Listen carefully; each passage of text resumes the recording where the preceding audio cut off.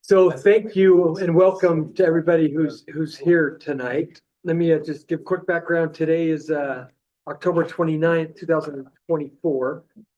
And this is a joint city council and planning commission work session.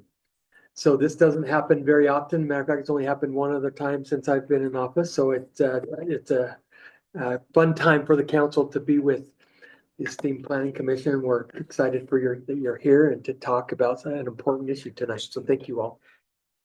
We are going to start with just introductions to make sure everybody knows who everybody is. So my name's Mike Wickers, mayor, and we'll go this way. Sean Newell, councilman. Dan Mills, planning commission. Michael Smith, planning commission. Want to go quick? Oh, Mark Morris with Motor Landscape and Planning. I've met everybody, but I'm Sam, one of the planners here on staff. And Harris, one of the planners here on staff as well. Mike Johnson. Lucy Anderson, Planning Commission. Mike Shelton, planning commission. Matt Holton, City Council. Sean Steinman, Planning Commission. Ellen Burrell, council member. Suzanne Highland, Council Member. Jared Gerber, I'm the city manager. Maria Devereux, deputy recorder, and Barbara Higgins, I am observing. the city recorder. City recorder. I will be, as of Monday. Okay, city recorder. Okay, thank you. So we're gonna start, hopefully you've all seen an agenda for today. We're gonna start with item number 3, which is our form-based code discussion. So we've asked our Community and Economic Development Director, Mike Johnson, to kind of give us a brief overview of why and how we are here right now.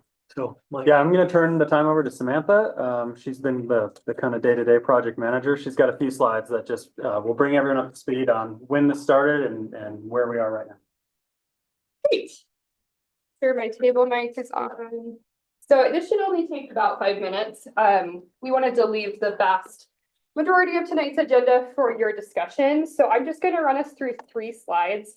The first slide is the one I have pulled up, and it just gives a timeline of kind of different significant points of this project, because everybody has interacted with this project at a different point, but that those have been different stages. So starting off in 2013, there was a Fort Union corridor study that recommended a form-based code for Fort Union Boulevard based on a resident focus group. And that was kind of the earliest record I could find of sort of when the discussion started. Who conducted that? That was done by BYU students in the Masters of Public Administration program. And then in 2017, the City Council adopted the Fort Union Area Master Plan, and it references the 2013 study, kind of just reiterated the recommendations to look at a form-based code for Fort Union Boulevard as sort of an implementation item from the plan. Then around 2020, the City Council at the time, that's confusing wording, directed staff to start drafting a form-based code for the Fort Union Boulevard area. That same year, we received grant funding from the Wasatch Front Regional Council, which is our MPO or Metropolitan Planning Organization for this region of the valley. And that allowed us to bring on a consultant, start drafting the form-based code. So from 2020 to 2024, we kind of worked through this process of drafting. There were planning commission meetings throughout, as well as some kind of initial city council meetings starting in that period. And then in March 2024, so jumping much more recently, we did a public open house that was designed to get community feedback on the form-based code, with sort of a focus on the affected property owners in the boundary, but open to all members of the public. And then in June 2024, which commissioners will remember, the Planning Commission made a unanimous recommendation to the council for approval of the form-based code. So that kind of brings us through the timeline of this project. Sorry, everyone's computer is a little different with advancing slides. So there we go, back one. I wanted to just bring up the kind of the 3 main questions that came out of the Planning Commission process. I know some of the city council members were able to attend some of those meetings, but I don't remember which meetings that was. So I just wanted to kind of share these. And when we turn it over to discussion after one more slide, by all means, commissioners, feel free to add if there are things I missed in kind of remembering this. So the first big question we kind of worked through during Planning Commission was, can existing development choose to stay as is? Yes, it can choose to stay as is, including maintenance. If a development decides to make changes, the changes need to be closer to form-based code compliance. But the full compliance wouldn't be triggered unless a property owner demos the site and kind of starts from scratch. What is the planning commission's role in reviewing projects in the form-based code area? So the planning commission will review any form-based code project that is larger than 1 acre as a site size, or has a structure over 20,000 square feet, or is within the residential transition district, since that's a buffer between existing neighborhoods. And then finally, the third big question was why was it this area? And this boundary, as you can probably kind of gather from the timeline, was recommended in that 2013 study and then reiterated in that 2017 master plan. And then it also has some key intersections. So we just kind of went with it based on what those recommendations were and the prominence of some of those intersections that would lend themselves nicely to a form-based code. It could be expanded or changed to a different area in the future if that's ever a desire, but it would need to be recalibrated based on that geographic area. It's not like a one-size-fits-all thing. So that would be an option. And then my last slide is just to recount. Let me see if it'll catch on. Some of the more recent changes we've made, and especially wanted to do this for the planning commission because we have made some changes based on city council feedback that the commission, I don't think has seen unless you've come to maybe meetings or reached out to staff. So we updated the use table to allow public safety buildings in all districts. We updated that use table to allow gas stations and automotive service stations in all form districts. We removed auto-related uses from the list of prohibited uses. We updated the street types chapter, which was an entire chapter, to just defer to our existing adopted transportation master plan on roadway standards and focus the chapter in the form-based code instead on like the streetscape, but not on the roadway. We added minimum parking requirements for residential uses, and then we adjusted the compliance triggers. Y'all may remember kind of those administrative tables where it says, if you're doing this to your property, what are sort of the things you'll have to bring into compliance with the form-based code? So as an example, it was like, if you're doing a minor facade renovation, or if you're doing an addition, what would you have to bring in compliance with the form-based code? And it's a really important part of it. And based on feedback, we adjusted those triggers to try to be less strict on the requirements for existing businesses who may want to like make those modifications to their sites as part of reinvestment. So those were some significant changes we made. I'm going to end the slides there and turn it back over to Mike. We'll kind of tag in and out. I'll be here if anyone has questions. I've got the draft in my binder here, but appreciate the opportunity to give some background. Thank you, Sam. Yeah. Sam, is that updated on is that the October 4 draft? Yeah. Is what you're describing different than what's on the website? So the October 4th draft is the most current one. I have the October 4 draft printed out here, and my blue flags are some additional edits that we'll want to make to that, mostly like spelling and formatting, but the changes that I referenced, those 6 changes, were incorporated into that. So hope that helps. Thank you.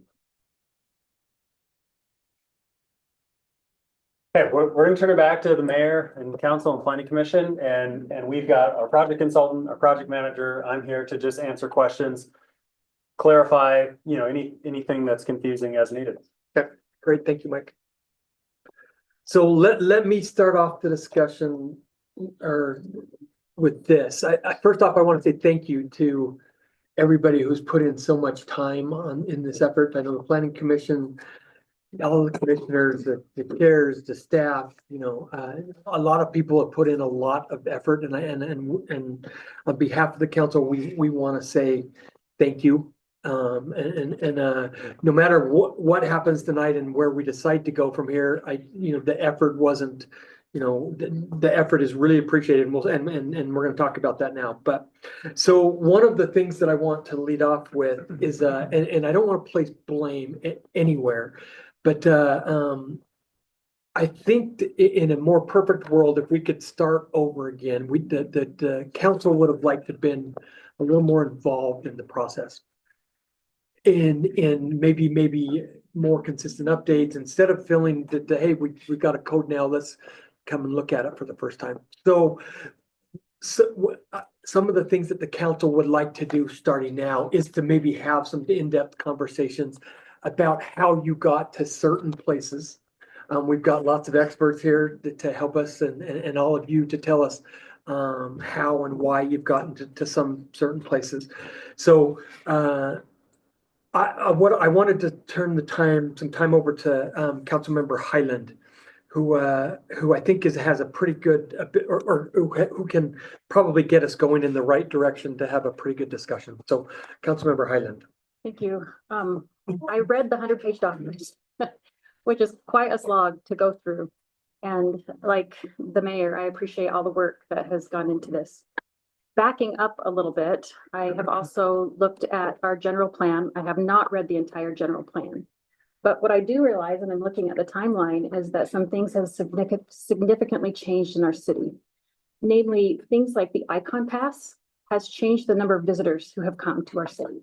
The pandemic actually put us, I'd say, even more on the map. And so what we developed in 2013 may not even be as applicable today as it was then. So in looking at this, I do have some pretty specific questions, and I'd always like to know the why. Why are we doing what we're doing? And of course, the what is this form-based code. That's this policy, this 100-page document. And so looking at form-based code, it is based in new urbanism, and it is designed to be applied to a very densely populated city where maybe there's limited or no car travel.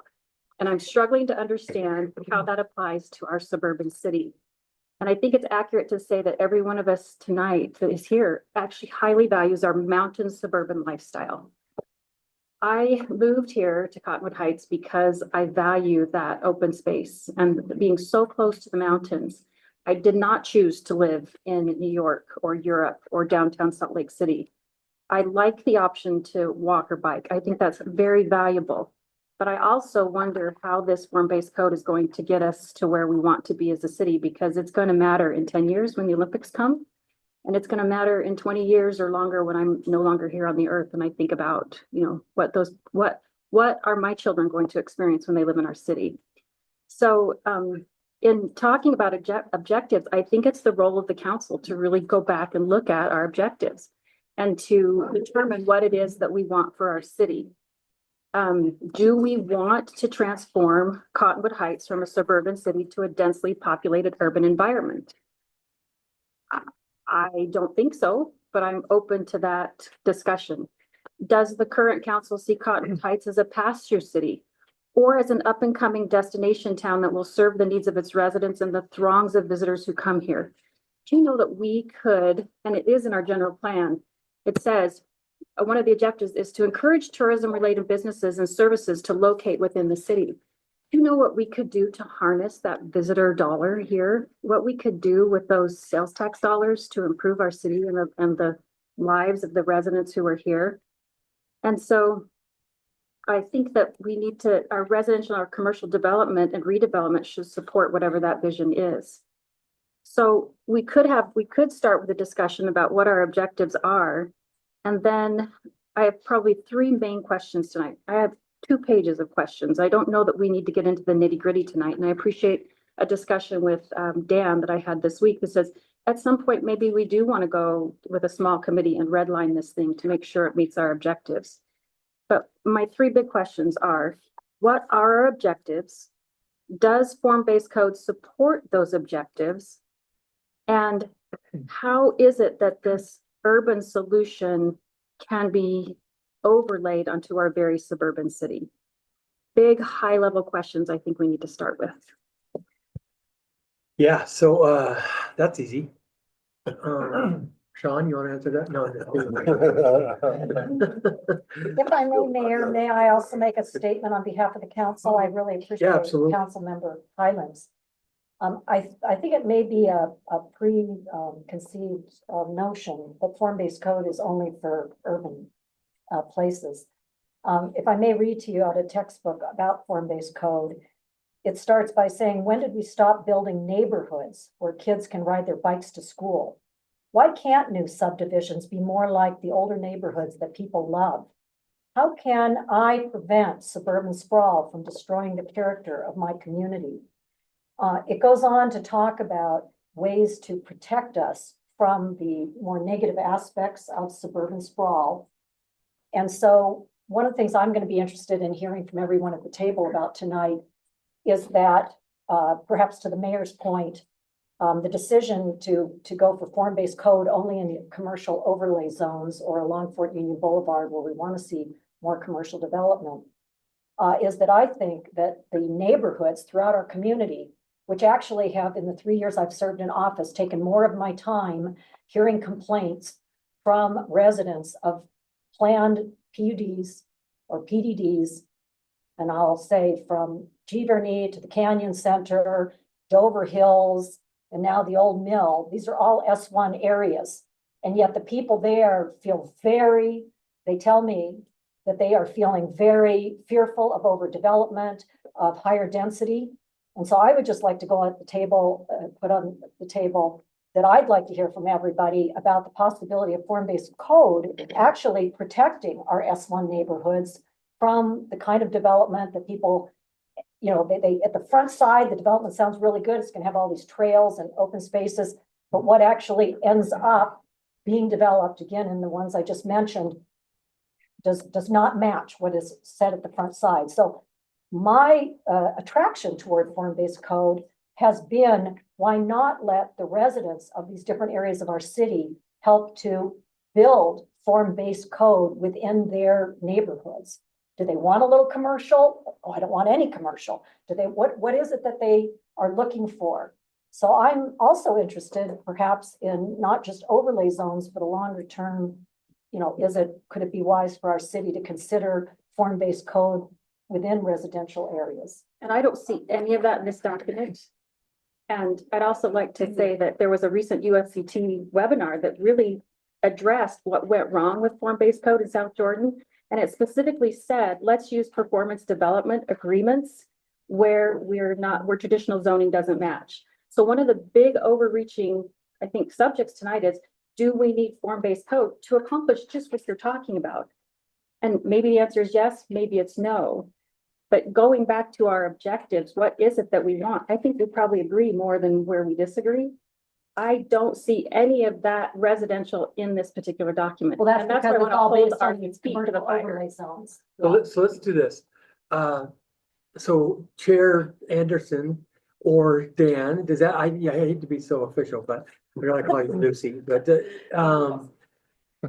maybe either of you, Chair, Dan, you were the chair for a long time, or Lucy. Yeah. Let's talk about the objective of this code. So first of all, I would just say that this can be shaped. So I mean, I've always been concerned because it has a little bit of a political buzz to it. And so when people Google it, they immediately feel like this has a particular political agenda to it. And I would say my experience thus far is that we can shape this. And what I've got from staff and from our contractor is that we can shape this to whatever we want. So if at the end of the day, we need to pop the hood and rearrange some things on it to make it more palatable to meet our needs, I'm highly supportive of that. I will just tell you the view from the trench as we're reviewing applications that come to the city.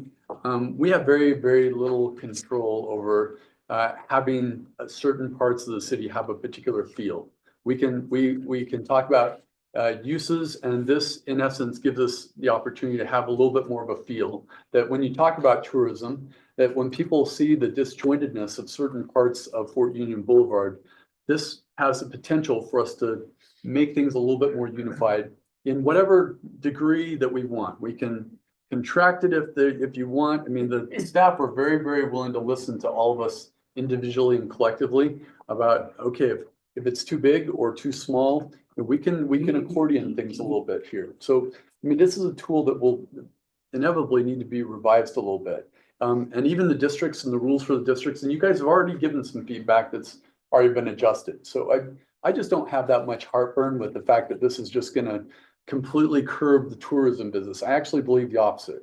I think that we are negatively affected by the fact that trying to draw businesses when we have this janky conglomerate group of businesses that are really disparate as you go up and down Fort Union Boulevard, it looks a little like you're trying to plug certain things in where they just don't really fit very well. So, and I love the fact that it allows legacy businesses that have been here for a long time, that they can continue to coexist just short of burning it down to the ground and starting over again. They can kind of exist the way that they've always existed.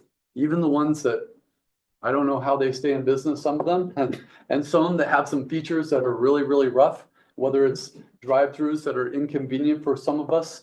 I mean, they'll be able to stay there indefinitely. So the idea that, As long as they don't change anything. by change anything, that the revision was that, and this is new, but if they have to take it down to the ground, if they scrape it, then yes.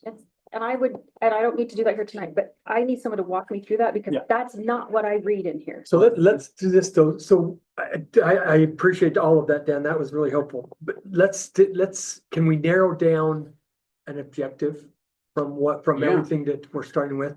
What is the objective of why we're here with considering a? I address the purpose of the form-based code from a staff perspective. Yeah. We have the general plan, and then subsequently we adopted what we call addenda to the general plan in the form of area master plans. So we have the Fort Union master plan, we have a Wasatch Boulevard master plan, we have a Parks, Trails and Open Space master plan. They become areas or topic specific additions to the general plan. So that 2005 document you have on the table is the overall general plan, but then subsequent master plans add to that, give us land use, transportation, housing, economic development visions for certain areas of the city. The goal of this planning process is the general plan is the most broad, high level plan. Master plans become more specific, but they're still policy recommendations. You want to get to the point where you're implementing the recommendations in those plans.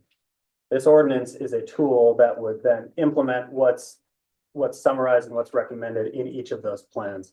So it's focused on the Fort Union area because that's the area of focus of the Fort Union master plan. It's kind of the main commercial corridor through the city where we're likely to see the most commercial redevelopment over time. So the districts in the form-based code and the form-based code itself were drafted and calibrated and designed to meet those master plan visions that are in the Park Trails and Open Space master plan, Fort Union area master plan. But those plans laid out for what do we want to see this area become as redevelopment occurs into the future. So and succinctly to meet the master plan. It's a tool to implement master plans. Okay, Yep. tool to implement. master Most plan. specifically the Fort Union master plan, but. So but let's as well. follow that up with a question that I think Councilmember Highland brought up. Why form-based code? And to give you an example, we had some league meetings a month ago, and one of the workshops was based on development agreements. And the city of South Jordan put up this building that was developed through form-based code, and it was ugly. They had a side of it that they weren't expecting. The city was really angry that that's what got put It there. didn't meet what the developers put forth in the plan. Yeah, and so South And Jordan stuff. changed their focus and said, you know what, we're gonna move to a development agreement process, and which is what they've done with now Daybreak. So I think that's a fair question. Councilor Ryland and I talked about it. What, and Mark, feel free to add in too. I know you're an expert, but why form-based code over something like development agreements? And why this? Because it takes all the buildings, it puts them on the sidewalk. The minimum stories that I read is 2 stories. It doesn't even have a 1-story option in the residential transition zones. This doesn't seem to fit this, what we're talking about broadly of let's focus on use. On form, not use. So put the pedal to the metal and say, does this support this broad objective that we're talking about? And we have an example in South Jordan where it didn't. And it doesn't. And in Mill Creek, where people have said, "Wait, what a great place!" But it's actually put cars into the neighborhoods. We don't want that. Our general plan says we don't want that. So are we focused on an objective that's not being delivered through form-based code? And therefore, do we need it? Or should we take the example of South Jordan and look at performance development agreements so we actually get what we want in our city plan? I don't have a clear answer for that yet. If form-based code is gonna make all our dreams come true. So development agreements to me are a tool that can be used typically on large developments. Big, complicated, multi-phase developments where traditional zoning doesn't get you the clarity you need. The planned development district it has elements of form-based code in it. It has elements of development agreements in it because it's a legislative tool. It applies to these large, your gravel pit type areas, your large redevelopment projects that are going to redevelop over time. The Dover Hill subdivision has a development agreement because there's a public park in it. There's a piece of it that's of public interest. My professional opinion is development agreements don't work quite as well. They actually slow the process way down. If you're applying that to every single development that comes in, even a little, quarter acre lot on Fort Union that's, going from an office building to a dental clinic, they're more likely to use a traditional zoning process than go through a specific development process. Now, if a major shopping center is redeveloping and they want to work with the council, that's great. There is a place for that, and I think that's absolutely valid. But I believe there should be some underlying zoning tool for those smaller areas that we do think may redevelop over time, that probably aren't going to be, of the level where we want to go through a 6-month negotiated development agreement contract that goes through planning commission, city council, where we're negotiating every color of every brick on the building. There's going to be a need and a desire for property owners to want to redevelop their property and just kind of carry on. The example I use that I've talked to a lot of people about is the old Chase Bank near the strip mall on Fort Union with the liquor store is being converted into a dental office right now. That's a good reinvestment, a good change of use. That went through 3 months of public meeting entitlement. Probably didn't need to in that case because that's just a simple, kind of change of use. So we want to have a tool there that allows for those reinvestment, those redevelopment projects to occur, but still reserves the right for the planning commission, the architecture review commission, sometimes the city council to be involved in the large scale, big regional type projects. So when you have these forms and we have changing councils, I think some of the feedback we saw from, at least from the things I was reading, is that the council that can change the form. So you end up not as cohesive as you want in these different districts. You can tell where I'm struggling. This doesn't match what I'm hearing you say. And so I'm struggling to, why did the planning commission bring forth the May draft? It's not the October draft. What did you see in it that I'm not seeing? Let's give you another example. The town center area and all 4 of those corners, none of which we have control, 0 on all 4 corners right now. But instead of having developers play guess what we're thinking, let's paint some version of a picture. It doesn't have to be what's in there now. And we can, like I said, we can pop the hood on and rearrange it, but giving them some vision of what we would like that general area to be like, and the fact that at a certain point, it needs to transition to residential. Let's not make it awful for the residents. Right. And what does that look like? Instead of playing guess what we're thinking. And because right now, it's kind of the wild west. They can turn whatever into whatever. And there are certain properties there that have been flipped 2 and 3 and 4 times. And as I talk to my developer friends, they would like to know a little bit more. What would you guys like to see? And I think from council to council, there has to be some malleability. The example that you gave of how things have changed in the last 11 years, future councils don't have to be hamstrung because there can be updates that come later on to say, okay, we've realized we've learned this lesson, and the city since inception has had to learn from the lessons of the past. And that's why, we continue to have council actions, because sometimes there have been circumstances where we've had our hat handed to us by developers. So I think that this is just a tool, and I mean, don't hate the hammer. Let's change the hammer to whatever you want it to be. So I mean, the fact that South Jordan got bit by it once, I completely understand that, but this is not something that's, it wasn't South Jordan's idea, and it's being done lots of other places in ways I think can be highly utilitarian. I don't think this is to me, this isn't a wholesale shift. The percentage of the whole city that this affects is so small. I think it's just a tiny little laboratory experiment. The ability to walk it back, it can be watered down so easily. I just don't see the potential damage, the potential harms. are pretty limited and they can be shaped. Great points. Let me ask some real quick and then we'll go to Councilmember Holton and this maybe to Mark. Is there examples of a community like ours that's mostly, people think of Cottonwood Heights, they think of great suburban neighborhoods, you know, that have implemented something that has turned into what they consider a success through form-based code? That make sense? Sure, yeah, there are several cities in the valley, all across the Wasatch Front that are using form-based code. I think the scale and the context of it is what drives every.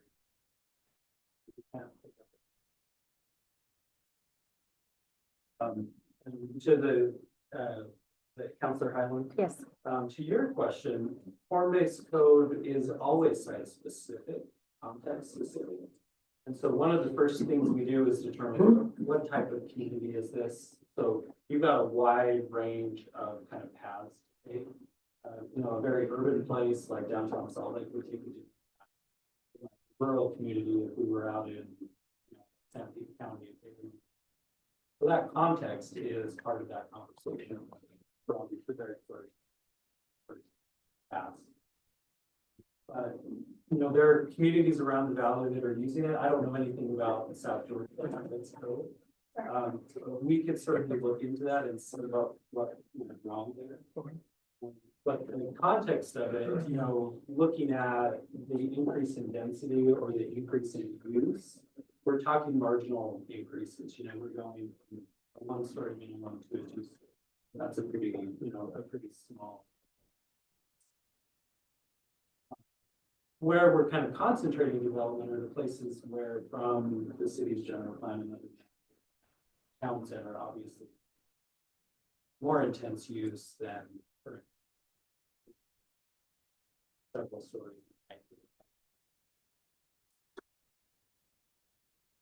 I think what we could do is maybe look into what went wrong in South Jordan and just make sure we're not going down. Mill Creek, for example, you know, they're using form-based code. Centerville. Sugar House, right? Sugar House, Centerville, we've helped Sunset City and Davis County adopt one of their very significant community aspirations. Some of the edges of Salt Lake City and the areas they're trying to regentrify are using form-based code. We also have pretty near example with Midvale, right? Midvale adopted a form-based code in 2019 to revitalize their Main Street. Their Main Street had zero development for decades. If you go there today, there's a lot going on there. The challenge there was that they have a lot of historic buildings. How do we make sure?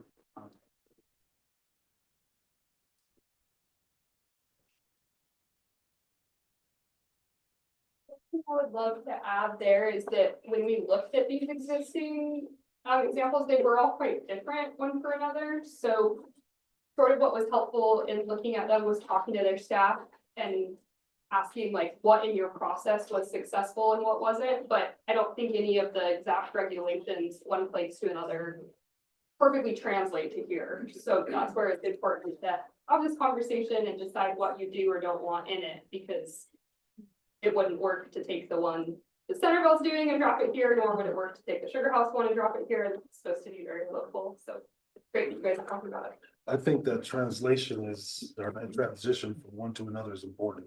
There needs to be some semblance of a foundation, but that flexibility has to be built in based on the fact that we have a unique community here. And when we look at setting a wide swath, say in a form-based code, that definitely won't work. I think what we're talking about is the degree to which we will implement a form-based code, correct? And that's something that's gonna take some time, and it's gotta be flexible there too. And I'm comfortable with that. I know when we talked about it last time, for me, the grandfathering of current businesses was really critical. I don't wanna see form-based codes start to pressure those businesses into shifting and changing. Because we want to keep that character there, and we want to be able to integrate all these other aspects into something that's really viable for us as a city, and maintaining that uniqueness, but also maintaining the ability to continue to develop, to continue to grow, and to continue to consider all the different variables that are out there without hamstringing ourselves when we have to make those decisions. Councilmember Holton, I know you want to say something. So Mike Johnson, I wanna, if I'm wrong, please correct me in these things. Sure. The benefits of form-based code is I'm hearing it are to help streamline processes, so when people are wanting to redevelop and invest in our city, there's kind of a vision that's already there, and you're not having 20 people with different visions come and go through a pretty onerous process.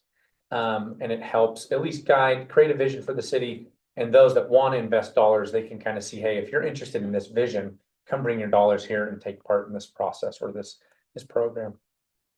For me, and I might be wrong here, so can it be a tool that can easily be used to help change behavior or push people to certain behavior? And that is maybe for me, the one place that I have some reservations. You've been amazing working through this, and we've talked about a couple of things, and I've seen some changes that you've made, and thanks, Sam, for the presentation, identifying some of those changes, and maybe there are more suggestions and less you have tos.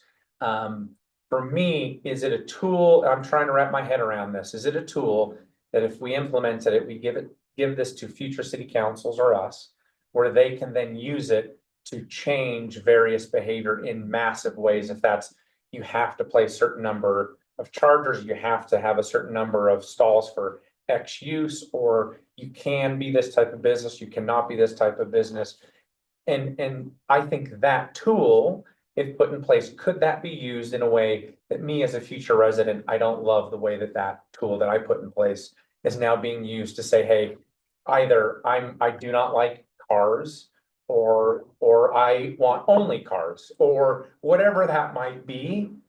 And maybe I'm wrong with that. And that's just one thing that I'm a little nervous about, is to go down that path. Yeah, we don't Maybe get you can one answer on that trout. Yeah. And may I Does give that some make sense? specific examples, because again. And I want to hear your answer afterwards. Sure. but- There are no minimum parking requirements in the commercial areas, 0. There are requirements for bike parking. There are mandates for EV charging stations. That does seem to be, we're trying to shape a certain behavior. So when you say it's not politicized, I read it and I think, I have the same reservations. Really? If we have no minimum parking requirement in the commercial zone. Yeah, so good question, broad question. So I'll try to start eating away Did at you it. say great question? Is that? Oh, no, never mind. I Great, thought I heard that. excellent question. I've never heard a better question. To your point, Councilmember Highland, we just had a conversation with the council. There was direction given 1 or 2 retreats ago to explore an ordinance for bicycle and EV parking. The feedback we got from the council is, hey, let's explore a more,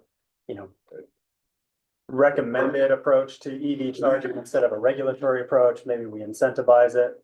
So I will say that element of this draft, that language was put in based on that initial council retreat discussion to explore ordinances that include EV and bicycle parking prior to having that council work session. Those can be massaged, those can change into recommendations, those can be incentivized items. Parking is the constant, if you go to any land use development planning conference, parking comes up at every single one of them. It can be overused. And it is also like the very key to making development successful, especially in a city like Cottonwood Heights. So there are parking maximums proposed for certain uses in this code right now. Yes. That can be changed.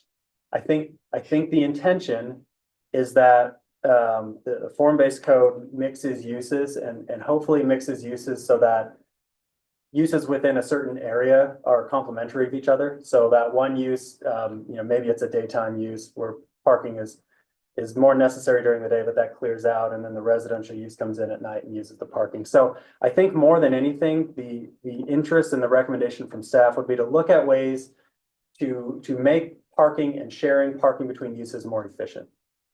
Shared parking is an example of that. If the council's uncomfortable with parking maximums, we don't have to go down that road. We've suggested that because parking unchecked where you have, Hillside Plaza, for example, hundreds and hundreds of stalls and an underutilized land use doesn't generate any value to the community, to the city.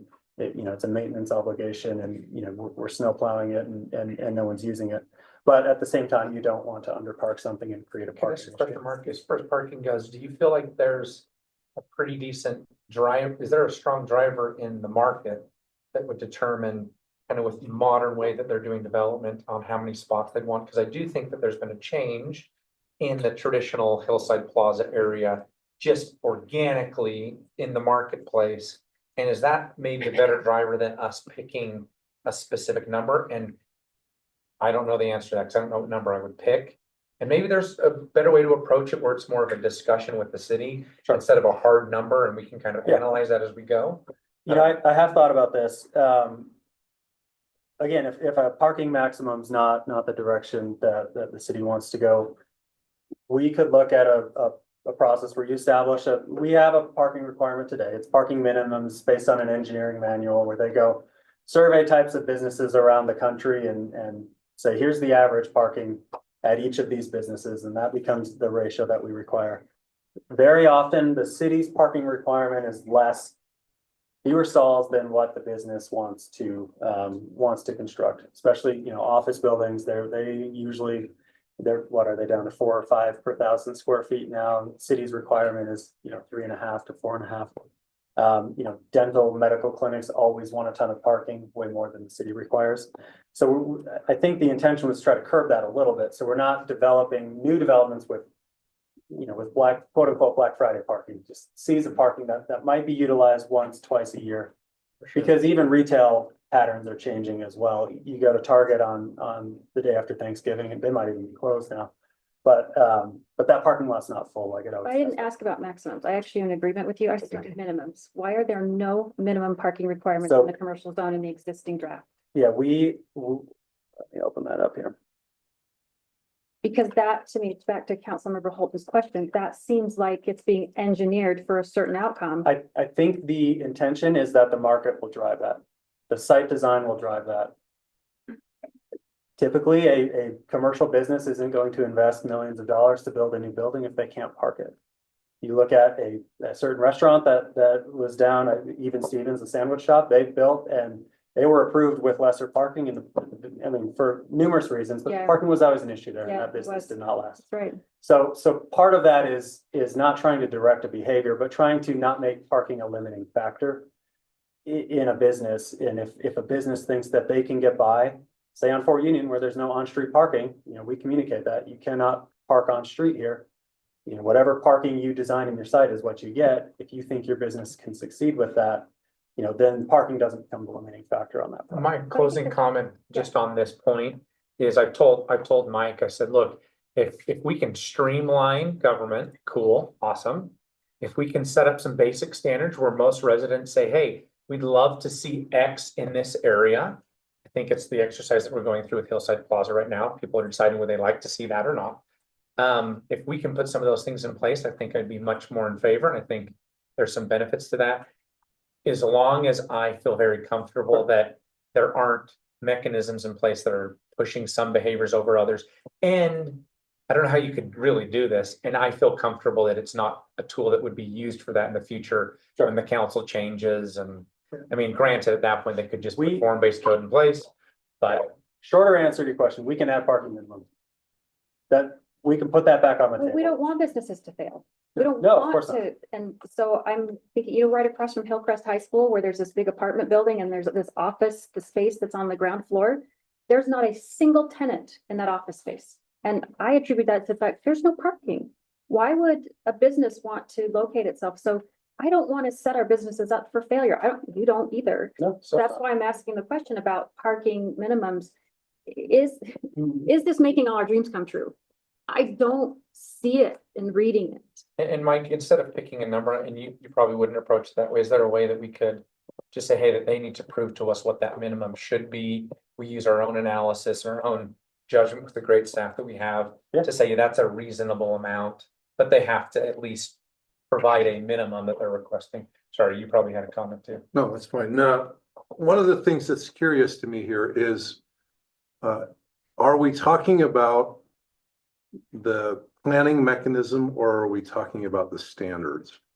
It seems to me like primarily the concerns I'm hearing relate to the standards, not so much the mechanism. So if you had to choose between two mechanisms to generally use, and those two opportunities were the PDD or form-based code, either of which had standards that you liked. Which would you take? That's a question I'd love to have the planning commission answer, because you do this all the time. I don't. Yeah. So tell me the answer to that. Well, let me back up to one other thought, and that is the planning commission doesn't generate legislation. It responds. And same thing, I mean, the role of the planning commission is generally one of responding. So if you go back to the slide that Sam started with, I think the planning commission would rightly say that they thought, and I don't speak for all of them, but they thought that they were responding to a concept that came from the council and staff. Not that it was generated by the planning commission, but that idea, if you look through that history, is a response to things that the staff and the council decided. I don't know if the council would necessarily see it, that this code meets that thought, but that's the way I think the planning commission sees it. If you look through the history of planning, going back to the question you asked, and you say, has the PDD been an efficient mechanism for planning and zoning? It would be rather difficult to say that it was efficient. Without being unkind to anyone, including myself, who voted for it at one time. Has it been effective? You'd have a good debate. It's very difficult, and I think that matches the idea. Is it South Jordan? The PDD is an idea similar to what South Jordan talked about. It's very difficult. It takes a lot of energy to have a legislative decision required for a construction project. Every time is just so much weight to carry. So I don't think, my guess is you don't have any real argument with the idea of form-based code. You might have a serious problem with the standards that you find in it. And Well said. to Dan's point, the standards are set today, I think, from a body of work that goes back nearly a decade, and tried to say, what is our vision? The council has a big role in saying, what is our vision? So I think the effort is to make the code match the vision. Whether it does or not, it's a really good argument. And I really do like the concept of form over use. Yeah. Especially as an economist, the fact that you could have a retail versus a professional office versus maybe on the upper floor, you even transition that to residential. That extends the use of that capital investment wisely and beautifully. But it is you could tell reading this document, that is not what I read. There's several standards there that have everything to do with use, and that's troubling. So can we also think about this if we are going to go forward, which I think we have time, there's no pressure, at least I'm not feeling it like we've got to do this next They month. started in 2012, so. About 10 years, I'm a little bit troubled taking this experiment and applying it to you say a small area. I think it's pretty large. Critical too. Sure. Could we consider not just redlining this document? Could we consider a small demonstration project? Hillside Plaza is mentioned in our general plan. We have a bond election coming up. We don't know the outcome of that bond yet. But I would be more comfortable, just because I'm a little conservative, about taking this, if we're going to go forward, in a smaller area, try it, see how developers respond, see what it does for our city, for that area, rather than voting in a swath to say we are going to take all of these form districts and apply these principles to each one of those districts now. Yeah, I know it's I always agree. subject to review and revision. I think that's a really good point. I think you could learn lots of things from the first implementation to change for future projects. We look at that. That was a good question, and I appreciate you getting those questions out ahead of time. If that were a direction that the council wanted to go, we would suggest that, you know, the town center area, which is Yeah. easier to see there, it's the purple area. You know, where you may have an opportunity for a property or two to go through this process. We also don't anticipate that, you know, if this code gets adopted, there's gonna be a line of developers at the door ready to fully redevelop properties. I mean, this stuff takes time. It takes a long time. So you want a demonstration area that's big enough where you're gonna get at least one project to figure out if it works. So our suggestion would be the town center area and perhaps that residential transition area. And the reason we suggest that, that's kind of our residential office zone today. It's, you know, on Highland Drive here, this is where you see a few medical clinics, a dental clinic. You know, it's kind of on the periphery interfacing between commercial and residential. The way this code is drafted, all of those projects go through planning commission approval. So the process is very similar to the development process today, the typical conditional use process. The standards are just different. And you may see some cases implement in those areas. And then we can leave the Highland Drive, certainly the Union Park area is a big area. We could leave that for a future time. So that council decision, but our recommendation would be town center and or residential transition as kind of pilot cases. Yeah, maybe just like a quick addition to that. I would also, if it's on the table for you all to discuss a boundary adjustment, I think it would be worth y'all discussing just taking that entire 2300 East area as kind of a test. And including the orange parts of that, which would be the Fort Union Boulevard.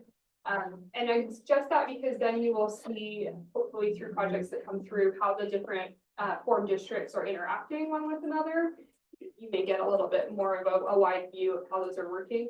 I think certainly taking the town center district is probably the most catalytic based on our interactions with Hillside Plaza.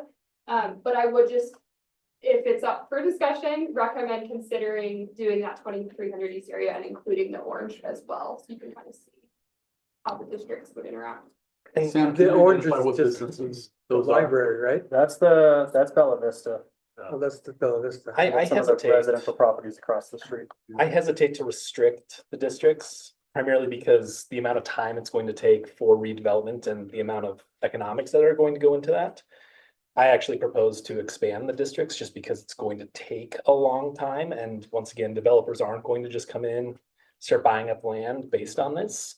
And I think looking at the derivative of where form-based code came, the derivative is quite a beautiful model and it created wonderful communities in the panhandle of Florida that brought and created a more sense of place in these areas. And then economics drove it, tourism drove it, and safety actually drove that as well. So depending on the use, parking, you know, it eliminated a lot of these large strip malls just because it brought everybody closer to the road, which then slowed down traffic in certain cases, which was actually a good thing. It actually allowed for more economic boom in those areas, and then created safety and, you know, kind of put a lot of the parking ability to the back. And for something that would be a large scale apartment building, that then created podium parking and then created rideshare opportunities. But, you know, the banks aren't going to lend on a residential building that has zero parking, and the banks are going to be the majority of the controlling factor for that. So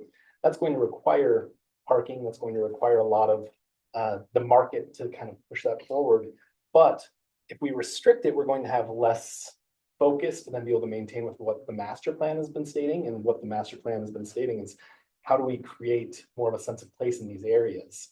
And that sense of place, I think, is how do we bring more people and have more businesses here? And I think parking is a major component to it, but I have a local business here that has well more than the parking requirement, and I can't even find a parking spot there most of the time.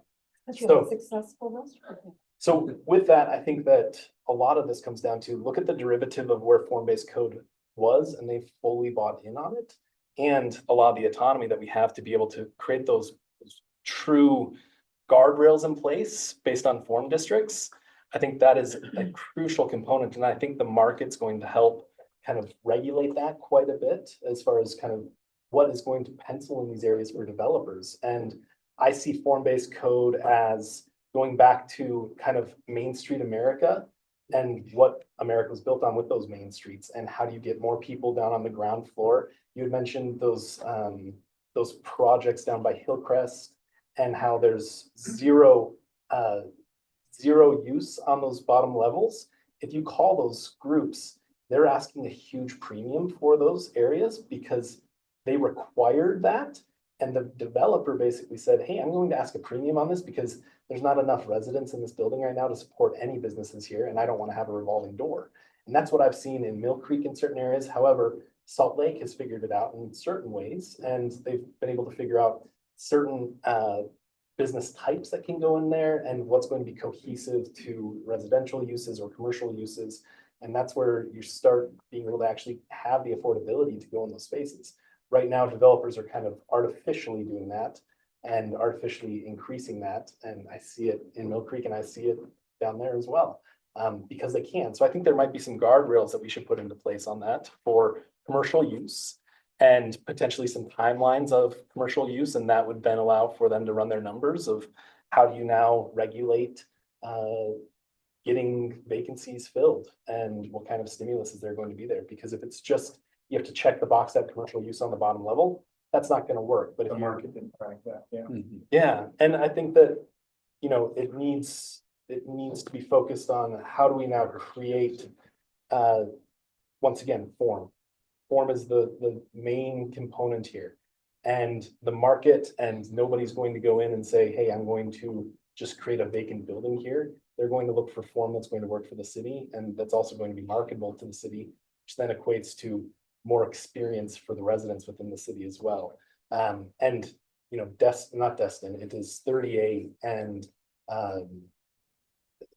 the beach down there, and I'm Seaside, that is correct. Seaside is where form-based code derived. Sarasota uses it. No, it's in the Panhandle. Yeah. On 38. And what that did is it allowed for, yes, change of habits, because then a lot of the residents said, hey, I don't need 2 or 3 cars because I'm so close to everything and I can now walk, or I can, you know, take my bike to this area. And it wasn't encouraged for change of habits necessarily, but the change of habits happened. And that was one of the really unique factors of that development down there in that whole space. So, and I know a lot about that. You know, I've met the people that started that, it actually brings me to a point that I kind of wanted to make, because you can't park in Seaside. I mean, you literally, you know, you barely bring a car there. But that wasn't a built out city. So what makes Matt and Suzanne and myself really uncomfortable is, so I love so many parts of form-based code. I think you can induce walkable communities and you can bring buildings out and change facades and make a look of where people want to go and gather. But I don't think that you have to limit people driving. And so when I went to a city and visited a city that 100% transformed their city, redeveloped a built-out city, but using form-based code, the mayor told me, he said, the last thing you want to do is limit parking. We want to hide parking. We want people parking behind buildings and underground so that everybody feels like they can come from wherever. And instead of saying, I mean, how's this business going to want to be here when the only people that can come are the people that are going to walk, and it's not accessible. So that's the thing that makes me uncomfortable. If we can work on that, it would make a big difference to me. Yes, Matt. I have a suggestion, and this was Mike Shelton, so you can blame him.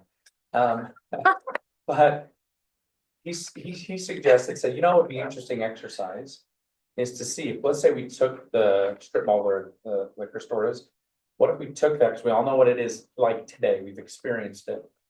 And then show us what it would look like under form-based code. And actually show us so we can get a sense of, this is what it would look like, this is where parking would be, this is the restricted use, non-restricted use, whatever, maybe you have some of these examples already. But I'd love to picture so that I can digest it, go stand there and picture what it would potentially look like and how that would change behavior or not, how the residents of District 1 would say, this is awesome, or I hate this, how did you let this happen? And they burned my house down. Does the liquor store stay or does it go? Yeah. I don't know, but that's the I mean, question. that's how you can park that. So. But that's, because I think partially what's happening here is, it is such a big document. And we're all coming up with some idea of what we think it's going to do. I'd love to really be shown and walk Well, through yeah. specifically, these types of businesses are not allowed, or maybe that doesn't happen at all. And how does that compare to the existing code? Existing. I've got correct. that. Yeah, I've got all these. And So the triggers, which I still, tier 1, tier 2, tier 3, I don't understand it. So I I can am worried digest about the it. property rights of existing Sure. businesses. And what happens when there's a trigger event and they think they're gonna be able to do one thing with the, when the market would dictate, hey, I'm gonna take this risk, I wanna change my business. And we come and say, can't do that. Sorry, form-based code doesn't allow that. this is all them, but yeah, so we did develop, we being, Sam and our consultant Mark, developed a prototype document showing, this is the 7-Eleven, it's not the liquor store, but it's, it's an example. And just showing what that looks like today and just an example, of the difference in what that could look like, where you see a large parking in the front suddenly shifts behind it. There's still surface parking on this building, but the building is now the forefront feature. It creates the character of that intersection. The parking, the service uses, all of that, tuck in behind that. And, this document is on the project website, so you can kind of dig into this, but it just shows the different standards that are applied there of, hey, if you have a corner space, we want to see that space occupied. It's less of a building, a minimum setback and more of a maximum offset from the intersection of that. And then the parking is just, Okay, so let me, under the current way that we have things, is there any type of business that couldn't go there? So uses, it's kind of dependent because there are, 6 or 7 different commercial zones up and down Fort Union Boulevard. The underlying land use designation for all of it is mixed use, which is a very broad zone that allows basically any commercial use. It allows you to mix in residential, permitted density of 35 units per acre, and it's got typical building setbacks, height standards, landscaping, parking, that kind of thing. But very unpredictable because Canyon Center is a development that was developed using the mixed use ordinance. And the townhomes across from Mountview Park were also developed using the same exact code. They don't look anything alike. They were developed using the same code. So that gets at what Dan was sharing in terms of a little bit of unpredictability. So this document here shows all of the uses. This is not a very aesthetically pleasing document, but it shows the uses today listed, in alphabetical order in all of the zones that exist in all of these form-based code areas. And then the column on the right shows where that's allowed. So it might be easier to say what wouldn't be allowed. Yep, it's 1. Non-hazardous general laboratories for testing and research. Well, if you're looking specifically at that site, the That's not. form district would be town center on that. So you'd also want to narrow in on that. I think So yeah, there are restrictions of depending on what district you're in. It's not all uses allowed in all districts, but when you look at uses in general, because what's allowed in the Union Park area today is not necessarily allowed at town center. So today it's not, all these uses are not allowed in every place, I but think a helpful thing to maybe pull up would be page 17 of the draft that shows the use tables. And in that, if you look under TC, you see that the uses in town center are either allowed in the upper story or just permitted, except for a hospital, a drive-through, which I know is a discussion item the council wants to have about drive-throughs, and a storage building, but the other ones would be permitted. And Check cashing. some of those, check cashing is Is listed as- prohibited, is a prohibited one, yeah, so that could be added. sexually to oriented the- businesses, thank you. could be added to this table That should be prohibited. to be more clear, That's a but, description, just kidding. Never mind. yeah, it's pretty broad with what's allowed. That's a good point Samantha makes up. There are certain uses that, if you're in a mixed use building, are only allowed upstairs or only allowed on the ground floor. So it does restrict in a slightly different way. And what's allowed in the residential transition zone may not be the same as what's allowed in the Union Park Center zone. But I would argue that's the case today as well. What's allowed in ORD, Office Research Development, is maybe not allowed in residential office zone. As an example, though, that 7-Eleven, if you scraped it, you could not build another single-story 7-Eleven there. Under the current draft, that's correct, with 2 You could stories. only build a 2-story 7-Eleven.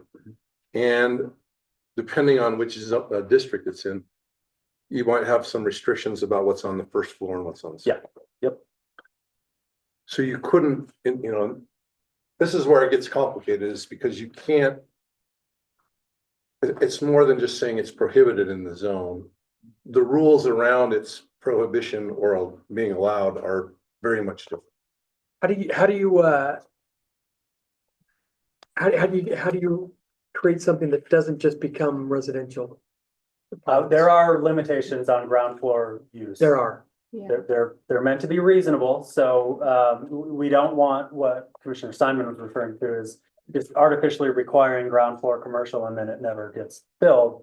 But the Planning Commission, and to Commissioner Simon's credit, brought up and worked with this quite a bit at a couple of our meetings of making sure the ceiling height on that ground floor use is a commercial grade ceiling height, so that it could be an office, it could be a studio, it could be a retail space, but that ceiling height is, it's kind of what they're looking for there.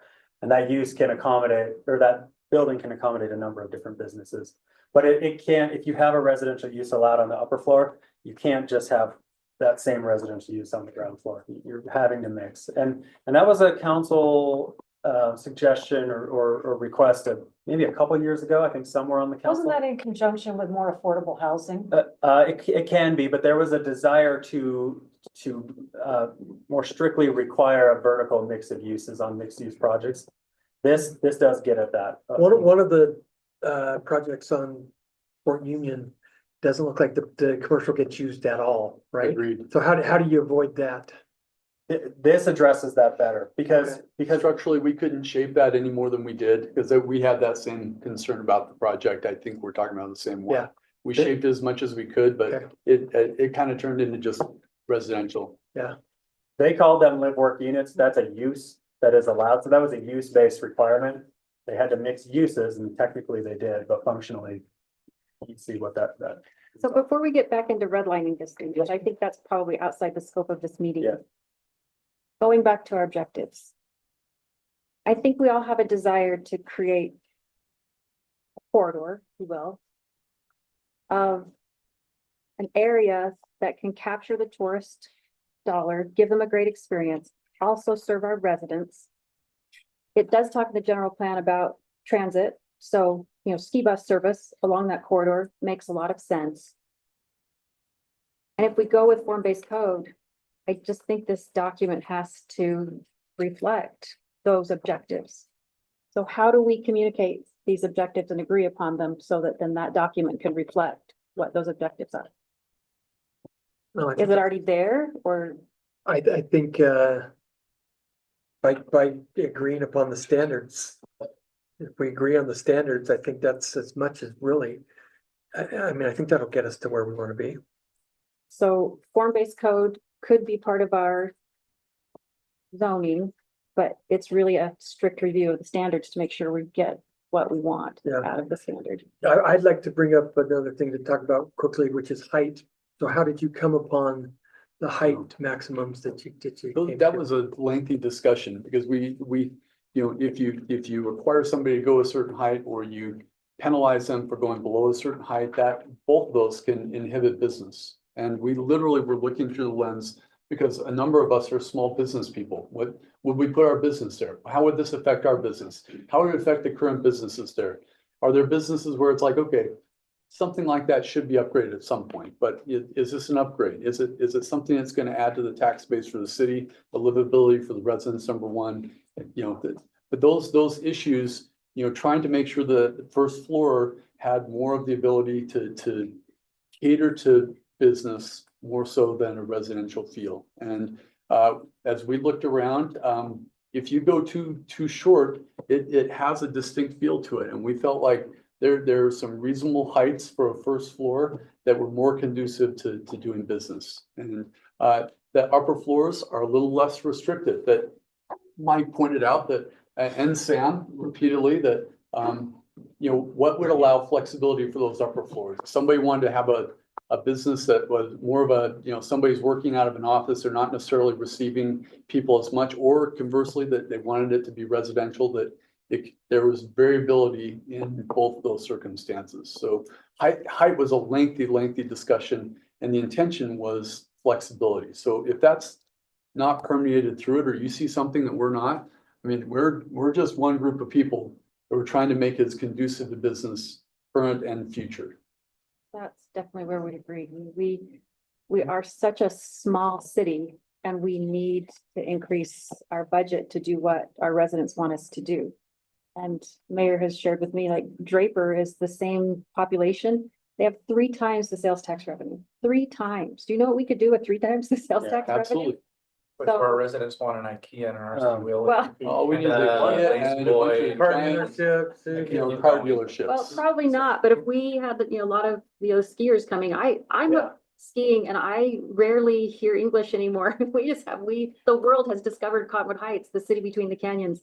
And I keep saying, who wouldn't want to live here? Yeah. We're 20 minutes from downtown. We're 20 minutes to 4 world-class ski resorts. We're 20 minutes to a major international airport. We are going to see pressure.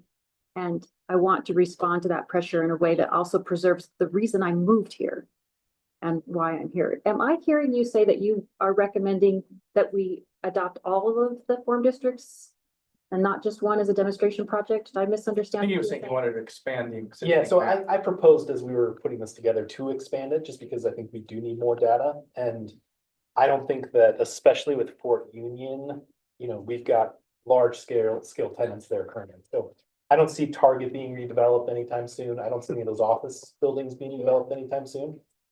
But I would hate to keep them out because, there may be an opportunity for a buyout for Target or those office buildings, optimistically, for us to see some better developments in those areas. So I see the expansion of it more so of these smaller, mom and pop opportunities to then be able to start seeing just more data sooner for it.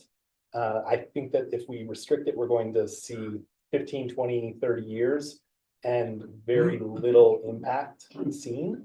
And the response to that, I think, is going to be difficult for us to see. What if, Sean, we put it into our general plan so that we knew that was the vision eventually, but maybe not today?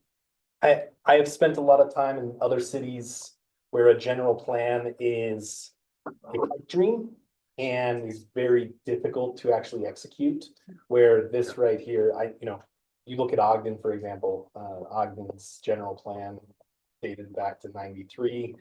And Ogden just now is starting to actually evoke and bring more businesses there and, have consistency and lease rates to Salt Lake in certain cases and bringing just a higher notch of opportunities there. So I see general plans being more pipe dream. I love modifying the general plan, but it's very difficult to actually execute based on that. Yeah, no, and I don't disagree with that. So I do think that from my experience of visiting cities in the last 2, 3, 4 years and talking with and seeing how their cities came to be how they were, if the bond passes and Hillside Plaza is a start to do what we want, which everything we want to do inhibits form-based code, even if we don't change the actual Hillside Plaza parcel for that.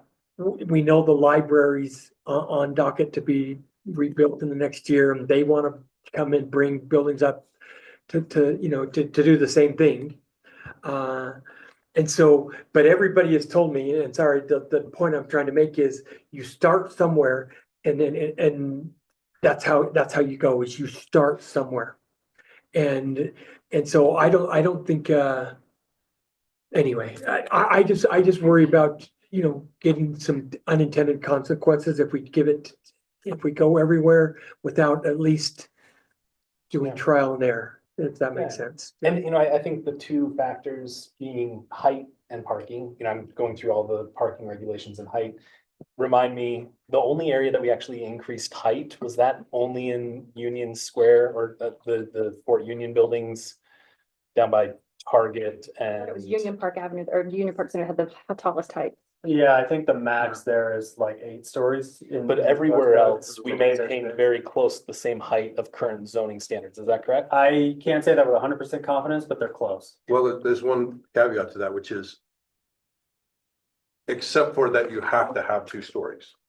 Correct. Yeah. So Minimum your, height is different. Yeah. your single story buildings today are nowhere near the height allowed here. And I think single story buildings, and I'll look at just market in general, are a thing of the past in many, many ways, other than gas stations. And I We have a don't few see- though, the library, Target. But you know what, you have on page 43, yard building, and you show 1-story houses, and yet you prohibited them in this code. And so that's again where I want to hold our feet to the fire. You're telling me it has to be minimum store to 2 stories, but you've got this cute little cottage, these yard types in the residential transition.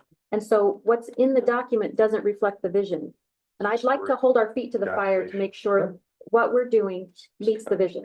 So the residential transition, just to clarify though, the idea is that the wave kind of undulates as you get towards to make it better for the residents. So that's why you see that example of kind of the cottage. So it's like, you don't want to have like hardcore commercial right next to current existing residents. So that was meant to be kind of a buffer. If there's a better way to do that, or a better way to describe that, we were open. The intention was to say, just having people flooded right up against commercial businesses, especially when we're going to be more generous in terms of use, has some potential impacts on the residents. And in each of your districts, that when you're butted up against something that's commercial and it changes use, there are some uses that people just don't want to be right next door to. So the intention was, let's give them a little buffer.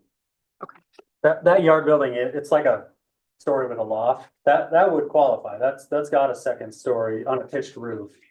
If the graphic on page 13. I can share it here. Sean, while he's looking for that, tell me your thoughts on parking. Do you disagree with what I said? Not at all. Okay. Parking is such a unique one for me because I like changing from the identification of parking, and I see this from a multifamily standpoint to an office standpoint to a retail standpoint. And I'll use kind of case in point. I am over parked up the road here, and I can't find a parking spot, 5 days out of the week. And that is a very similar situation where I see people that are way over parked, and it is that Black Friday type of system where it now kind of shows, hey, the consciousness of carpooling is not there. I think transit is an area that in transit-oriented developments, which is not necessarily a change of habit, but TOD areas, which Salt Lake uses, South Salt Lake uses, Mill Creek uses, a lot of these groups use TODs to then say, let's give the benefit to the developers here so that we can get better economics for these projects and evoke for them to say, hey, we need more EV chargers, or we need more rideshare opportunities here, and change that component. And then we'll give you more density in certain cases, or give you different use. For me, parking is unique because I think an area like Fort Union, that could be qualified as a transit-oriented development area. It comes down to how do we now collaborate with the UTA to then have different bus routes, or have a shuttle system, or something that will allow for more residents to filter in there. Now, that takes a lot of time, but I think it changes habits across the board. And I think that lenders are not going to lend on an apartment building that is 0 parking ratio to the residents. Yeah. So I do think that we do need to have some type of a parking ordinance here. I don't know the formula for it, and I think we should look at transit-oriented development formulas to then kind of back that in and figure out, all right, if we have a goal to have a better transit system here, we can then kind of backfill that in a way. But I I don't want to necessarily restrict parking, but I don't want to overpark. So let me ask you a question. You said you have more spots than is needed, but you're full. Is that what you said? He doesn't have More enough than parking. required. More than what's required. So by current standards, I am overparked in a commercial space here. And I see this in many other areas, not only in Cottonwood Heights, I see this all over the place. And for that, if there's opportunity for better transit or for better, walkability, more curb and gutters, or more shared roads where there's better bike paths, it then gives better autonomy to it. So I could probably triple the amount of parking that I have, and I would still be full on certain days of the week. So for that, I think that it's a great problem to have. However, I think that lending institutions are going to regulate this for multifamily, for office, for most uses. I think retail as well is going to come into place. But I don't necessarily know what the formula is with that. I think transit-oriented development zoning code could help out with parking. But I think this would also just open up UTA's opportunities and figure out other ways that we can travel through the Fort Union corridor. So everywhere that I visited, talked about shared parking. That's how these places work. So that's how you can limit some places, as long as there's somewhere else that you're willing to share with. So how do we, have you spent time talking about how to incentivize shared parking and? Yes, it's all built in. Okay, So we have this shared parking table, and I would suggest this is maybe more important. We can establish, minimums, maximums, whatever. The shared parking and allowing, if one project across the street or next door has a lot of parking and the property owners work together and they're, in agreement to share that. Not having the project right next door also have to fully park. That's what we're looking for here, is how do we make parking more efficient? I think that's the ultimate goal. how do you incentivize them to do that? Well, you give them, this kind of parking credit, proposal we made here. If you've got, spaces within, 600 feet, you can credit that. If you're near to Sean's point, a transit station, you can get a parking reduction. And then the right mix of uses, certain times of day, you can reduce and share. The same parking stall can be used for two different uses if they're on the same site or very near each other. So that, again, the property here and the property next door don't both have to have one parking. If this property is only up until 5 and this one is mainly parked after 5, they can share one stall instead of having to have one each. And that's what's built in here. And that's what I think is important. Maybe more so than the number we use for minimum or maximum, is giving the ability and making it very clear of, hey, there's this shared parking program and that's what we want to pursue. There are demonstration projects of this right now. I mean, Sean's overflow into the LDS church parking lot has worked out really, really nicely. It doesn't disrupt whatever's happening there. And everybody's been very, very good to each other as kind of, his, Sunday morning brunch, which I highly recommend. if you I haven't didn't been even there. know that you had an agreement with them. You It's do? not an agreement. No. It's just that's where it naturally overflows. No, it's and it's okay. But So they put gate up like they my have. point is that we talked about the fact that this happens informally. And we have places where it doesn't happen informally, and so we have to memorialize it a little bit. I mean, my business is in a circumstance where just with 12 different businesses, time of day, kind of morphs throughout the day and day of the week, and it works. We have a very, very small number of parking spots, and yet it works because of time of day. So this is the answer, and it's already working in informal circumstances. Just memorializing it with a table like this, we're giving people the credits that they need, and it's not going to eliminate, parking completely. And cars are going to benefit from it. But if everybody wants the same 3-hour slot once a week, yeah, that's problematic. And so we have to be a little bit more intentional. If we don't memorialize it with a table like this, we have no ability to solve this problem. And we end up running towards more unsuccessful. I will say parking was a huge concern for me, Yeah. looking through the document and not seeing that it was defined as we traditionally see of how many spots. and working through it and understanding better the shared parking and the fact that it is flexible and that everything is evaluated based, I was far more comfortable, which is the reason why I did give my approval of it. So that was a big concern, and I felt I think it's a real change of mindset too, that form-based code is from what we're especially used to from planning commission, land use, XYZ kind of thing. So I just want to throw my 2 cents in that I'm very comfortable with how form-based code defines parking and the fact that it is flexible and that we can work on what is really best for the businesses and the area going there. Another example, the Northern Gravel Pit, the Wasatch Rock project, that was a PDD project that was approved with the shared parking. They came up with it and we worked with them to refine the numbers. We didn't have a standard, but it was PDD, so they could ask for those things. But if you took each of those uses and charted out what the engineer's manual requires, they are technically under parked, but because they have complementary uses, they're able to share those. So I think you have a risk, and I just thought about this as we were talking.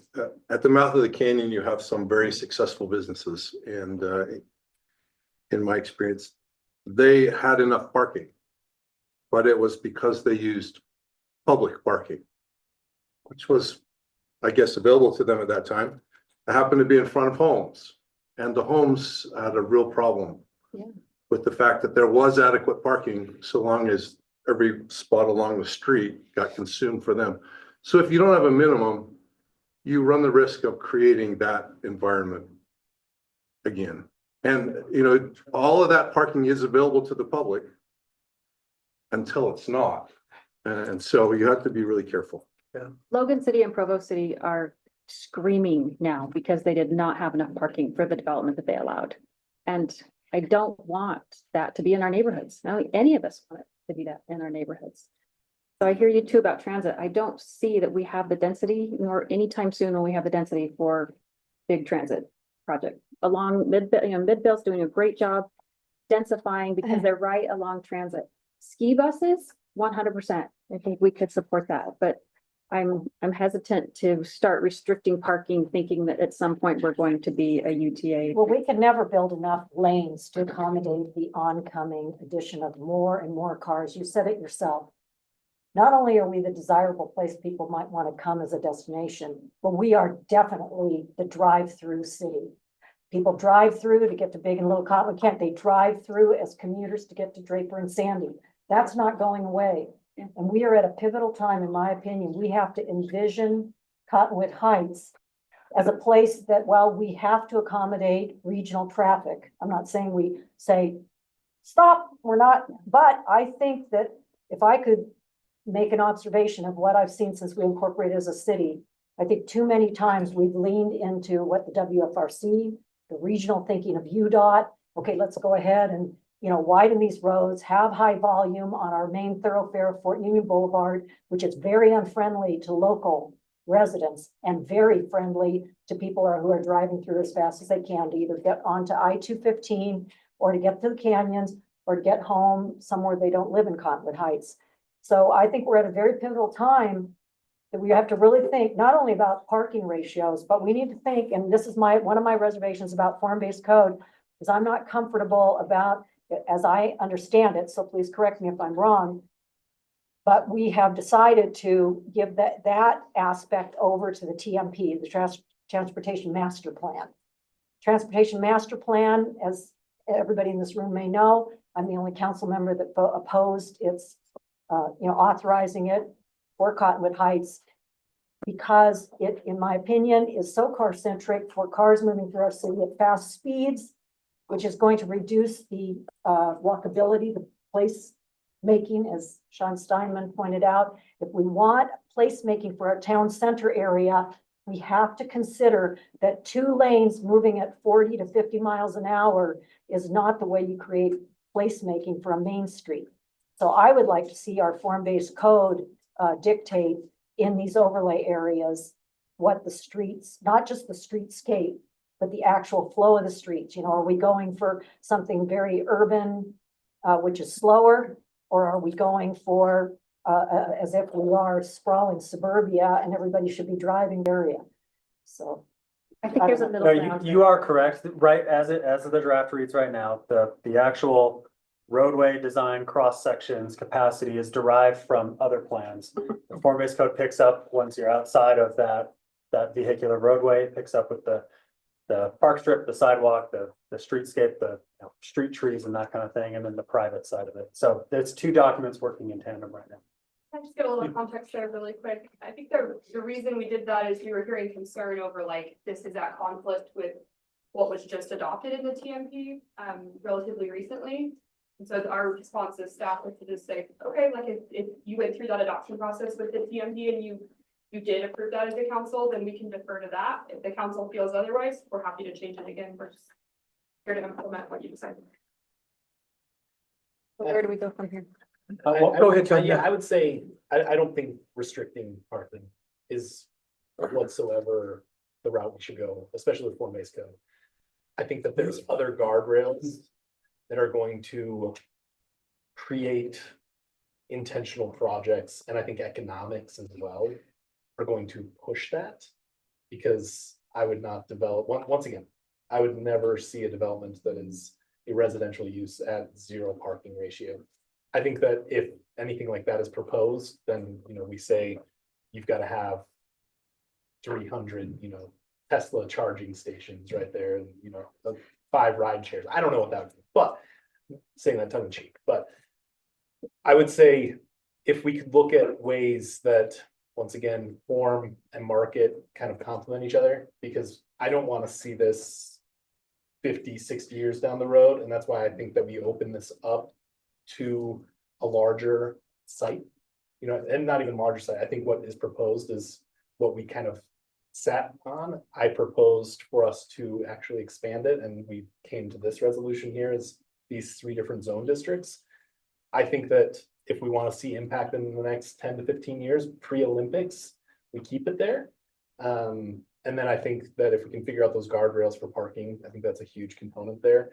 Once again, I think market's going to push that, and developers are going to be underwriting every single project from commercial use and what, somebody that's buying a condo, or somebody that's going to be running a bakery, or somebody that's, running an office. There's going to be certain guardrails that the market will present there that I think we're going to be protected by. And I think that the encouragement, is going to be a huge component here.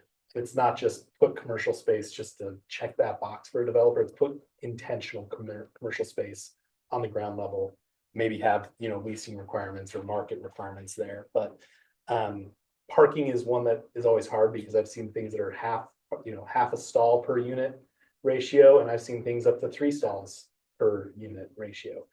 And they're over parked every single time. And I think that that's that use space that we had proposed is, if we have a use table for this and a timing table, as far as shared use, I think it's a huge component. But I think encouraging having ride shares eventually down the road as, 15, 20, 30 years when technology becomes more available, I would just hate to kind of handcuff us to that in certain ways. But I'm definitely open to discussing parking ratios, because that's a passion spot. So, If y'all are uncomfortable with the parking maximums or want to revisit the minimums, then why don't we learn more about that together? Just look at different options. I think, this is why it hasn't been scheduled yet for a vote for adoption, because we're just still iterating on it. So I would love to dive into that and learn more together. Is that a good place to leave it Yeah, I'd like to go back and look at? I did want to show you, when you were talking about tax generation, there's an interesting graph. I had it up, and then you just want to show this quick. It just shows it's just a survey done by a company, a planning firm, that compares the property tax value on a per acre basis, so standardized, between certain development patterns and vertical mixed use projects. So the 2 red ones are, Walmart here, $7 on a per acre basis generates $7 of property tax per acre. A mall or strip mall is just over that. This next green one is a 2-story mixed use product. It generates $53 on a per acre basis of property tax revenue. So when you look at, and this was not talking about the planning commission, this is more in the council's purview of, you know, policy and tax generation and value and things like that. So this wasn't developed with this in mind, but it is a byproduct of it, of a vertical mixing of uses can have a very positive impact on a per acre property tax valuation basis. If Not to you, say there's not space and a need for big box and malls and Walmarts in a community, but it's an interesting comparison. if you were to use a different tax metric, which would be sales tax, you'd see a Sure, huge of course. flip in that. Absolutely. I mean, it Yeah. would just go completely opposite. Yeah, I noticed that's that's restrictive. So again, where do we go from here? Because if we're going to go down the form-based code road, then we're gonna put a lot of time into revising this document. I think as the council, we need to consider whether or not to, would be willing to implement it in a certain location. Or to go Sean's route of doing the entire thing. So I think that's one thing that we have to get comfortable with. And implement it to what degree Yeah, in that area as well. yeah. And then parking. So if you all would make the task of relooking at parking for us, Absolutely. I think that would alleviate a lot of our concerns. And then we as a council will deliberate on, we will look at, in the next couple of sessions, the area and to Sean's chagrin, maybe, you know, go, I don't know, we'll see. I So think, Mayor, there may be some other things. I think use was also brought up, other things outside of parking that if you were, are you saying to kick it back to planning commission? yes. Okay, so there may be some other things outside of I parking. have a red line document if you're interested. Right, absolutely. We can also meet with each council member in, you know, for a whole day if you want to work through it in a, you know, work, however you want to address it. We can sit down and work through these concerns and calibrate. There are some aspects of this I have explained, because I don't have the Yeah. background, but I need to understand those are good questions. what And that's- triggers redevelopment, Yep. because to me, it doesn't actually say what was presented, Sure. but I just may not understand it yet. You made changes to all three tiers, right? Yeah. Have you seen the updated changes to those tiers? Yeah. I have So- I have Yeah, I red line think- document from May to October as well. So I appreciate all the conversation. It's been good to listen and sit and hear the concerns. And I think, like Mike said, staff is willing to sit down with each of you and kind of go through those, make sure we understand them to the extent we need to. So that can be relayed to the planning commission as they're looking at it as well. I think that would be a good, if you want to meet, let me know. We'll reach out and we'll schedule a time to sit down and kind of walk through those and maybe make sure we're on the same page with everything. So. Great. Matt, is there something specific to use that you want them to relook at? No, just to make sure there isn't a prohibition on these uses that we brought up. as Oh, concerns. okay. So, I could meet Okay. with you too, Matt, since I've been through it, and then. Well, and I know I would appreciate, I like to hear all these different voices and perspectives, so I personally would rather meet with some of my council colleagues than just strictly one-to-one with myself and staff, so. Because I think you're bringing up excellent points and all the points that have been brought up tonight, I would like to further get educated on as well, so. We can look at So Dan has talked a lot tonight. Anything else you'd like to add, Dan, under Susan? Dan That's you, Polson, not me. No, not Bill. Sorry, Dan. Hey, for plenty. Dan, Polson, anything you'd like to add? Not at this point. I'm just getting feedback and where we ought to go with it is very interesting, but looks like we all want to look a little bit further at this, but I have anything more than that to add. Given that, I want you to listen to something that is making the rounds right now, certainly by the Trump campaign, by Senator Biggins and others, what President. What's going on? I was like, that's not Maria. I was thinking it was Marie. Someone's throwing their voice really well. Okay. Can I just thank you for listening to our concerns and to having this meeting? It's my fault we didn't do this earlier in the process. So I feel bad that we didn't, but this has been really beneficial. So thank you for, hearing us, like you said. Okay, we're gonna move on to just the item number 4, which is an old mill discussion. I'm gonna have our city manager, Jared Gerber, talk to you for a second, and then we'll have some updates and discussions about things we want Good, I to just talk have to talk for a second then. Yep. We just wanted to bring this to this group since we're together. Both bodies have heard a lot of public comment on this, a lot of discussion on it. There's a lot of passion around the old mill, obviously. City's not saying we don't want to save it, but we're saying right now we don't have the resources, and that's kind of where we're at. And we've gone down, from my understanding, and I'll let the mayor talk a little bit more about this. There has been a lot of looking at it, trying to figure out what to do with it, how to preserve, how to either save the old mill or preserve pieces of it to pay homage to it.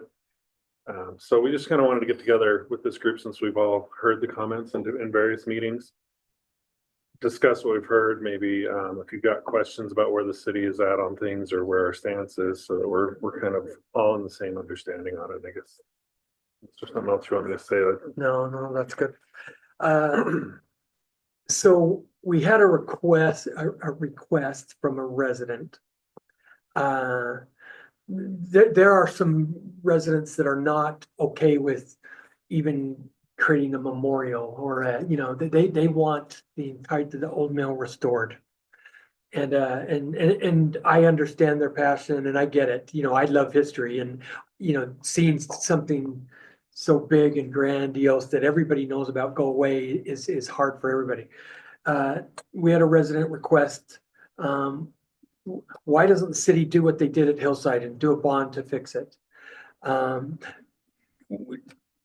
I told them before we did anything close to that I'd be interested in maybe doing an actual scientific survey with our residents to see if there was any appetite for that. I don't know if there would be.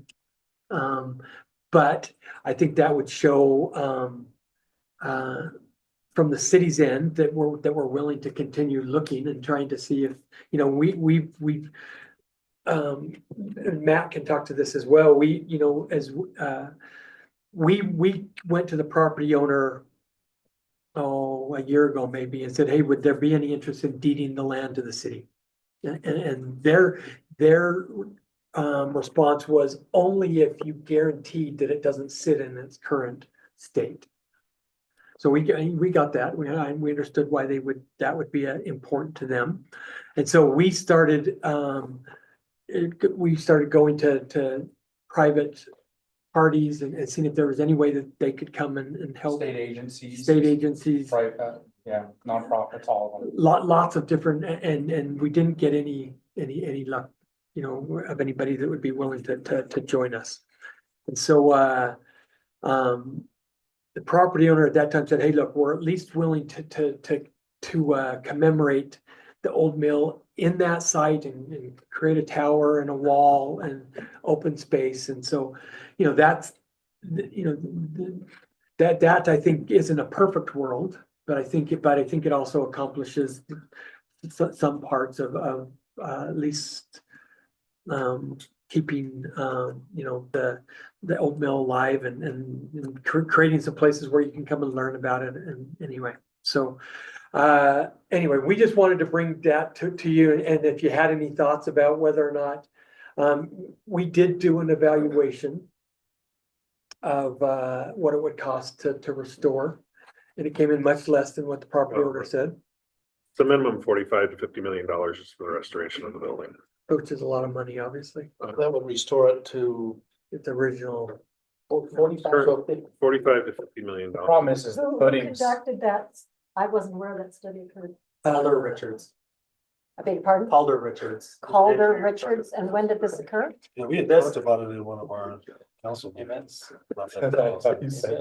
And I'd like to When remind you, was what is that? our annual city budget? Yeah. 27 million. That's 2 years of an annual city budget.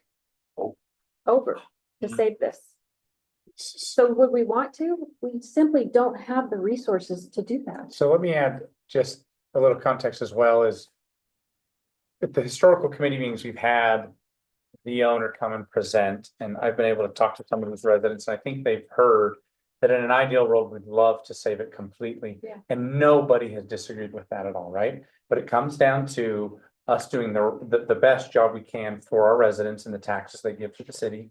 And so we thought, look, if we can find a middle ground with the developer to say, hey, you need to actually create a public use space in that area and preserve, if that's tear down and rebuild to make sure it's safe, whatever we need to do, to preserve parts of the old mill. That might be a middle ground that we say, hey, we got something there, right?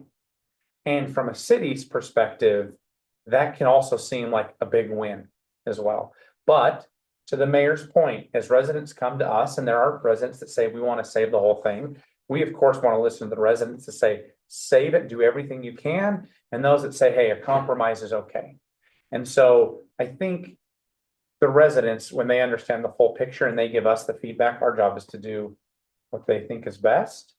And I'll just speak for my district. I love the old mill. I do think folks in District 1 would have a hard time to pay that level for something that is so far away from their localized community that it'd be pretty tough. Yeah. So, but I do think that so we can answer these residents and say, hey, we hear you, but we also need to listen to the residents as a whole. If that's a path they don't want to go down, maybe we do need to find that middle ground and move forward and try to figure out a way where that, what I think is sadly becomes somewhat of an eyesore and unsafe, and people get into it. The people at the HOA that are here nodding their heads can agree and say that it becomes an issue.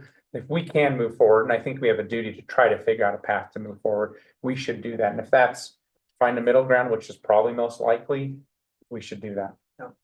We also might want to look at creating full transparency around a number of variables and be able to illustrate those to all the residents so that realistically they can see that this might not be feasible.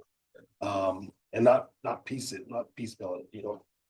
I don't mean to say no, but to not, send them little bits in here and have all these side conversations, but actually put out something that illustrates exactly what that cost is, what the cost is to the city, what that would mean for the residents of the city, so that the story is one story that's being told. And I think that would alleviate a lot of the issues that we're having. Yeah, one of the questions we've got, thanks, Sean, that we've gotten from a lot of residents is why is the city not over the last 19 years required the property owner to maintain it? So we went back and looked, and the old mill lost its occupancy permit in the 80s. So they determined in the 80s that it was an uninhabitable structure. So you couldn't operate any type of business. I think we determined, Mike, if I'm not wrong, 2004 or 5, it was condemned. Is that right? Yes. Somewhere in that time, the building was actually condemned. So this was all before incorporation of Cottonwood Heights. Then So, why did it appear in code in 2005 when the city was incorporated? because the city adopted a county code. By the way, a county No, code, it's listed as there's only two historical preservation sites listed in our city code, and the old mill is one of them. So this wasn't just a cut and paste from the Salt Lake County.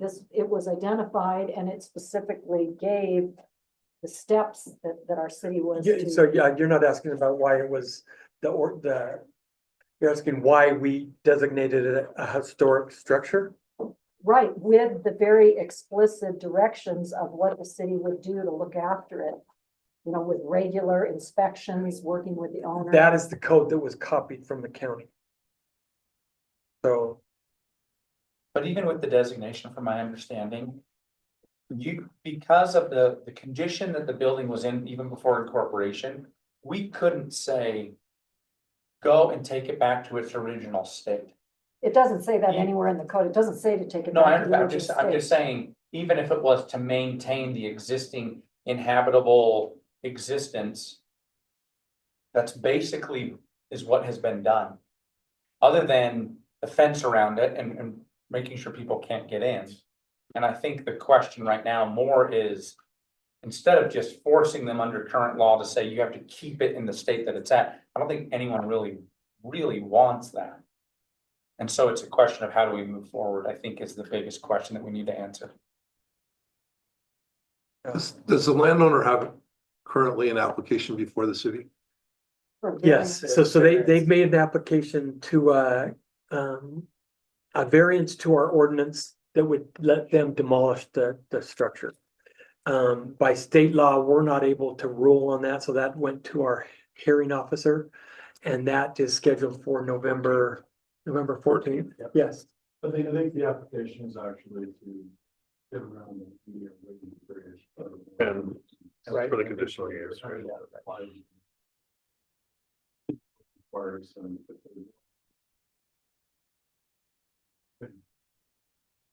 That's what's.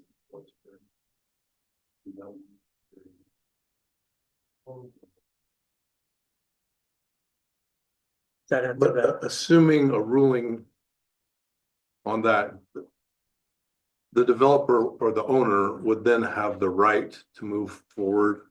I mean, they would probably still be required to put forward a plan for demolition, for example.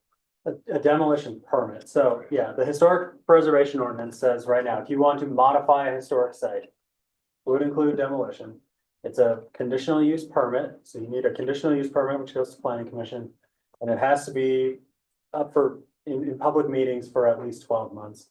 The variance they're requesting is no 12 months, no conditional use permit, which would allow them to skip right to demolition permits, building permits, you know, whatever it is that they want to do on the site without going through that conditional use 1-year process. Which we don't think they will. The city is, by the way, taking the position in the hearing to argue against them being able to do that. So we're gonna argue that they shouldn't be given that anyway. And since this is before the hearing officer and hopefully a quasi-judicial process, that's all. Yeah, I might add to that, just, I mean, we're far enough down the road towards a PDD application. I think we jeopardize the project if we go too deep into this discussion. My one piece of encouragement would be that when we consider this piece of property, this property owner has a large number of pieces in play. We're talking about one of about 7 different pieces, and I would encourage us that we don't limit it to this. When anyone is having any discussions, staff or anyone else, that we're not just talking about one piece. Let's make sure we're talking about all the pieces when we start trying to solve problems, because there are a lot of problems that have existed for a very, very long time on multiple pieces of property, all of which are some of the only undeveloped land that we have in the city, which means that how we proceed is going to have a lot of implications, and that we will all be remembered for how we handle this. So I would really caution us against looking at any one piece in isolation. I think that's very, very risky. So I understand that the passion about the old mill itself, I get that, but there are multiple pieces, and I get concerned sometimes that the feeling I've gotten historically, going back to the way the Tabachi development happened, is that there are carve outs and carve outs and carve outs and carve outs. And let's try to be as visionary, and any interactions with this property owner, I think, is risky if it's not in the context of this very official process. That's kind of my feeling. Well said. Thank you. Well, any other thoughts? Is that study public currently from Calder? Not currently. Not yet. I think that would create a great impact to better understand, because I've heard numbers anywhere from 7 to 12 million. This is the first time I've heard 45 to 50 million. And a lot of people want to save this space. But $50 million, Little steep. it's a little steep. The developer did a presentation to the city council and said 50 to 100 million. Yeah, that's So- why I said this came in way less than what Yeah, they said. so it's, Yeah, so I know I want to make this, as Councilman Newell has suggested, transparent and available to the public. Why is there a need to keep this confidential? At this point, there is, but. Yeah. And why is that? Because the hearing. Part of coming a up? pending land use application. But I'm talking about the future. I think we need to follow our process. For the sake of protecting the city, protecting the land, the property owner, and protecting the residents. And we're not very far away from that happening. So we're just a couple of weeks. Okay, any other thoughts? So should we just do this every month? Sure. This was fun. I thought this was Yeah. fun. Yeah, We are in no hurry on form-based code, yeah. so just, I think you'll have collective support. There are I think, multiple times. Mike's points of let's get the details correct and you know, the overall project looks great, or the overall code looks great. Okay, so at this point, I will entertain a motion to adjourn our joint city council and planning commission. work Someone session. from each side's gotta make the motion in the second. We gotta- I will make that motion Okay. to adjourn. I'll second. All in favor, say aye. Aye. Thank you.